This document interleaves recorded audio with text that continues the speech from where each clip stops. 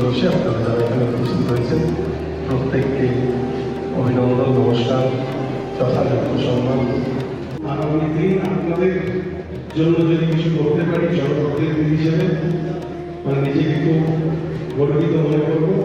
আপনারা জানেন যে ভারতবর্ষ যে আমাদের রাষ্ট্রপতি মাননীয় দ্রৌপদী মুর্মুকে আপনাদের মধ্যে থেকে একজনকে দেশের রাষ্ট্রপ্রধান করা হয়েছে।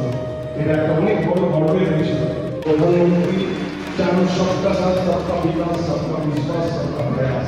নতুনভাবে পশ্চিমবঙ্গ চলবে এবং এইখানে আজকের দিনগুলো এইভাবে আমরা সবাই মিলেমিশে আমরা পালন করবো। আগামী দিন আপনাদের জন্য যা যা করণীয় আসানসোলে আপনারা যত আদিবাসী ভাই বোনরা আছেন তাদের জন্য আমাকে কি করতে হবে সেটা আপনারা জানাবেন। আপনাদের পাশে আমি আছি, আপনাদের সাথে আমি আছি, সর্বদা আপনাদের সঙ্গে আমি আছি।